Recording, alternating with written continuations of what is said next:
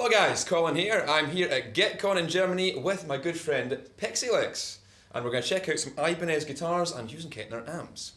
So what do you got there for a guitar? I have got the best premium RG ever, and this is a really nice little piece of wood because if you look at the neck, that's an 11-piece neck, and my sheet on the floor, my cheat sheet on the, oh, I should get it down into the camera frame. The cheat sheet on the floor says that this is Wenge, Bubinga, Maple and Purple Heart, all 11 laminates. That's going to be totally rigid. That ain't moving. Right. Yeah. Right. And it's got a cool blue bird top as well. Yeah, with this poplar. great, is that poplar or is that spalted maple? Yeah, I think it's a poplar on here. Yeah, poplar bird top. Top? Yeah, Oh, and a okay. basswood body. Right. Your sort of classic RG body, but with such an interest. Right, in it. and double, single, double? Yep, Ultimasio, I believe. Okay, and I think like typical Ibanez, as you move through, you'll get, I think, like humbucker. Split with a single. Split with a split single. single and humbucker. Right, Yeah, right, it's the classic Ibanez. Sure. sound. You want to play a couple of little notes on it? Let's see what I can do. Yeah.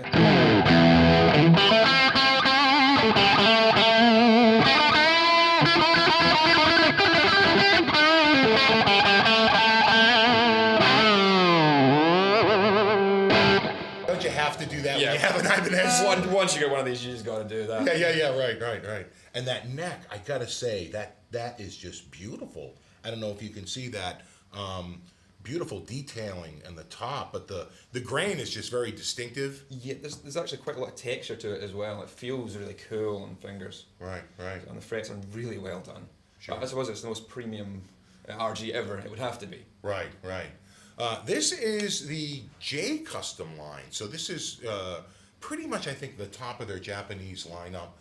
This is the pinnacle of the series, and you can tell. What's interesting is that we have very similar fret treatments. Even though his Indonesian-made guitar is a lot less money than this Japanese-made guitar, just looking at the appointments between the two, I noticed right away that the fret detail on both were very similar. So it's like you're not going to sacrifice your fretwork on the premium series. It's just really where it's made. But the main difference is going to be I'm neck through. Oh yes. Right. So he's got a bolt on, classic bolt on, more of a Stratty sound. This is a neck through. This is going to be, I don't know, probably a slightly warmer sound, but there's a whole bunch of debates about that, whether the snappiness comes from the bolt on or how that works. But I'm a huge fan of Ibanez. I have been for many years. Same here. Yeah. I think my first proper guitar was an Ibanez. Same here. Yeah. My first nice guitar. I mean, you had one before that, but it's a no name or just a little Squire that I yeah. A Harmony. That's a really low end brand we used to have back in the day.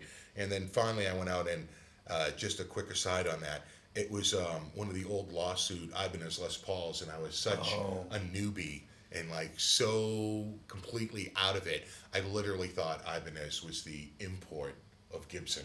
Oh, right. I didn't realize that they had nothing to do with each other. Yeah. So this is going to have, obviously, a maple neck with a rosewood fingerboard, the offset inlays, a couple of DiMarzios. Let's see what those are. That's an Air Norton in the neck and a Tone Zone in the bridge. That's a fairly... That matches mine. Just reading my sheet. Same pickups. Same pickups. Okay, so here you go. Now you're getting the same pickups. Right, yeah. And a very similar, guitar.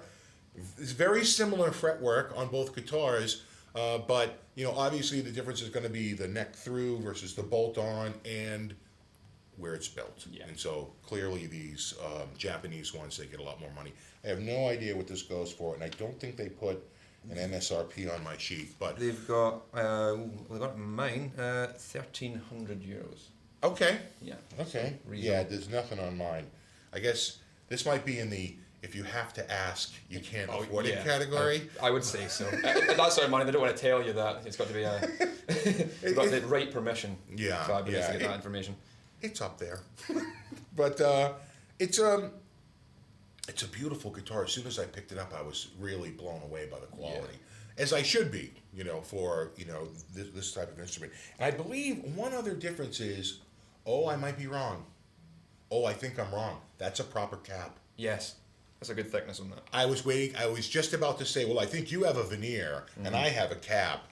No, there's a good 5 mil plus on there. Wow. Yeah. Yeah.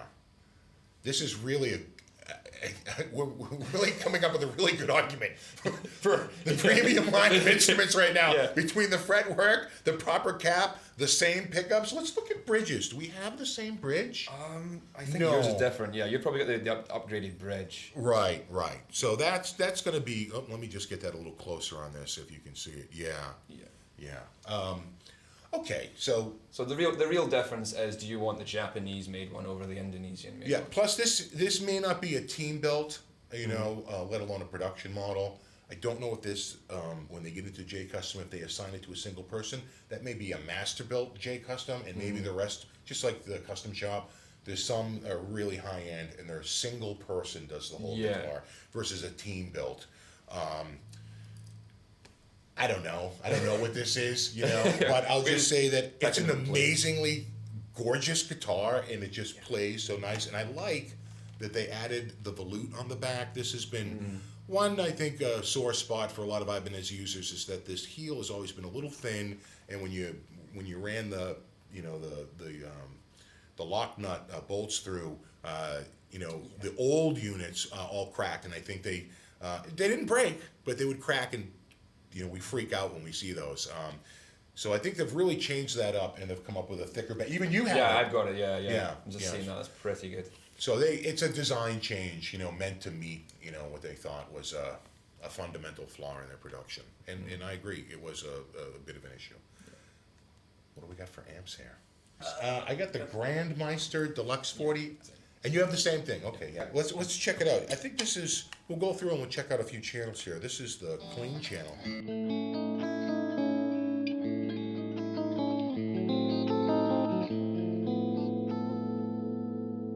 Nice and clean, shiny. Yeah. You want to try your Channel B. Yeah, so I just did channel A. That's super clean. This is probably more like a push. Yeah, I've not set this amp up properly. Right. So it's whatever's been set. Whatever, for. right. Yeah. But the theory is, as you go from A to B to C to D, it gradually gets more and more aggressive.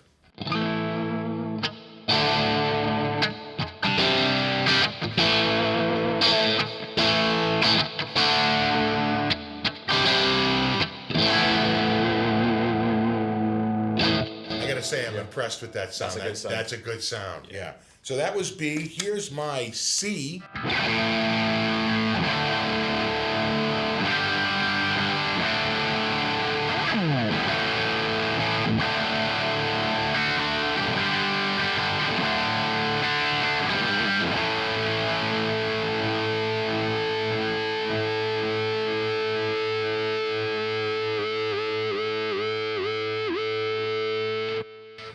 Maybe you listen to that all day. Yeah. Like you don't need any other sound but that one.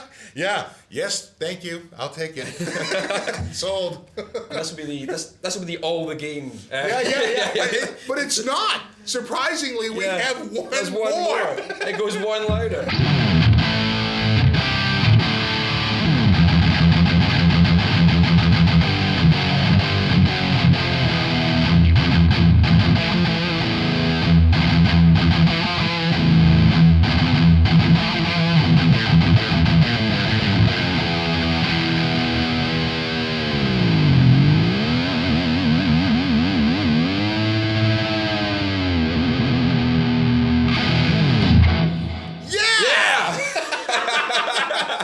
Video's turning out a lot more fun than I had anticipated.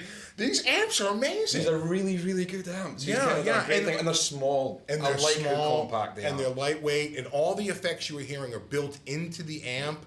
And they're completely delays, modulations. assignable. There's a boost. Can we do that insane setting with a boost on it?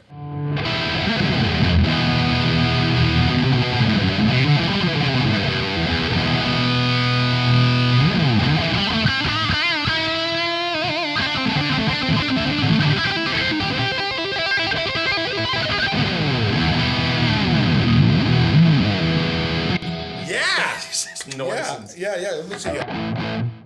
And the thing is when we went from C to D, the bass. Yeah. So much more bottom end came in. Yeah. Much more bottom end came in. So there's my regular, and now I'll boost it up.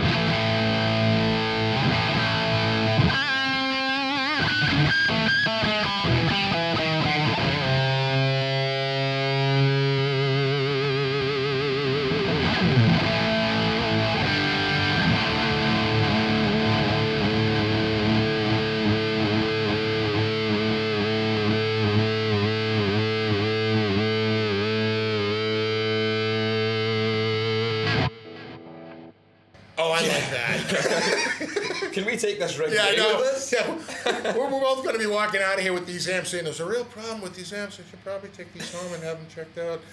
Yeah, definitely. Work needs done to them. I'll handle that. Yeah, we'll handle it. Well, wow. And just for the record, we were running through the Two Notes studio boxes. So we're not going through the cabs right now. We're going through the reload box. No, not the reload, the studio box. I have the reload at home, okay? I have the Two Notes reload. So every time I'm in a video, I'm going, I'm running through my reload box, but we're not. We're here. We have the studio boxes with the built-in cabs. And I got to say, this whole week, I have been really impressed with the,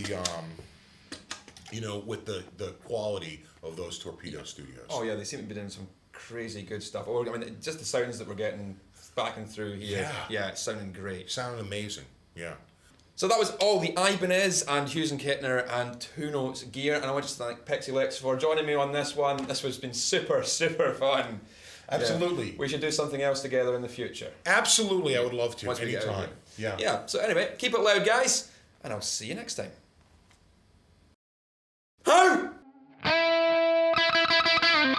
My thoughts about this amp. Yeah, shit. Oh my god.